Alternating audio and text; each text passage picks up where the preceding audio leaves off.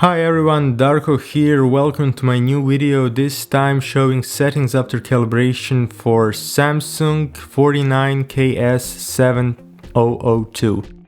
This model KS7002 is available here in Croatia, but in other regions you might find it under model name KS7000. These settings are applicable to all screen sizes in KS7000 series. So I'll go to the menus. By pressing home you see completely new Tizen home screen, much better than previous year. And if we go to settings, you have these quick settings here, so you can quickly go through picture modes. And here you see that Samsung did not change picture modes. There are still 4 of them: dynamic, standard, natural and movie. Movie is the one I selected for calibration because by default, you are probably guessing it already, picture is not really precise in standard and natural mode, and dynamic mode I simply don't even check because it's so inaccurate and it's visible with plain eyes without any measurements. So standard mode: oversaturated colors, uneven gamma and grayscale with too much blue. Same goes for natural, and only preset which is set alright by default with more natural and relaxed looking image is movie. Samsung also did small tweaks to the settings menu, so now finally here we have better organized options, and what gamers will like, game mode is right here, so you can enable it or disable it right here in picture settings. Picture size, my recommendation is sticking with 16:9 standard and fit to screen either auto or on. Basically this way you will see full image without any overscan. Picture in picture, we'll skip this for now, and let's go to expert settings. So all settings that were previously in this main picture settings menu are now here. First of them is backlight. I would like to see backlight in this previous menu, but okay, Samsung decided to go this way. Backlight at 10 with brightness 45 and contrast 90.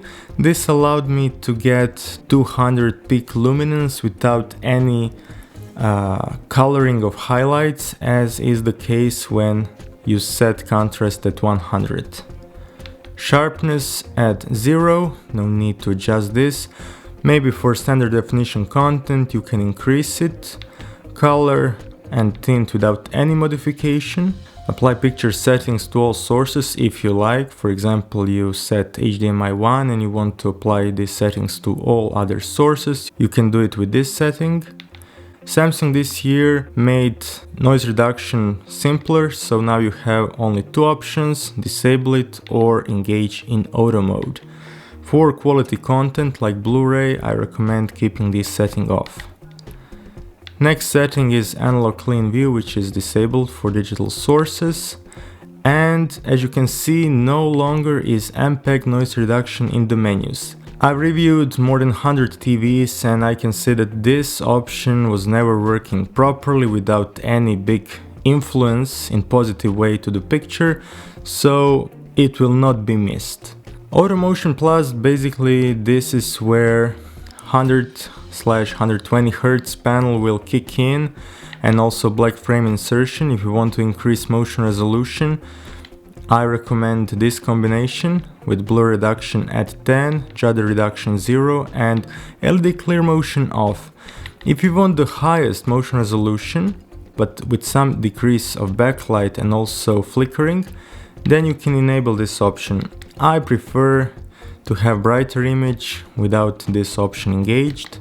Smart LED, basically this TV offers local dimming, but it is not very precise. By default we are talking here about around 4000 to 1 ANSI contrast without this option on, and even if you enable it in low and high, basically you will not see any significant impact to the picture. So for the most stable image I recommend keeping it off. Film mode is only for interlaced signals, here it's disabled. HDMI UHD color for 10-bit signals, you need to turn on HDMI you're using for that kind of source.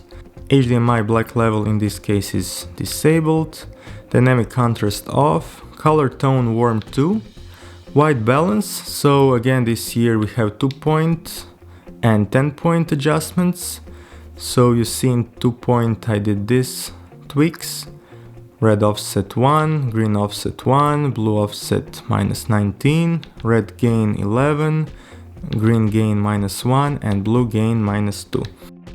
10-point white balance, I only adjusted interval 100, 90 and 80. For 100 red is +12, green is 0, blue is -10. For 90 red is -7, green -3, blue -8. And 80% red -12, green -3, blue -2. All other options are at 0, as you can see. Okay, let's go to gamma, gamma -2 to achieve very flat 2.2 gamma value. RGB only mode is disabled. Color space custom. So by default this TV is UHD premium certified, meaning that in native setting it can display over 90% of DCI-P3.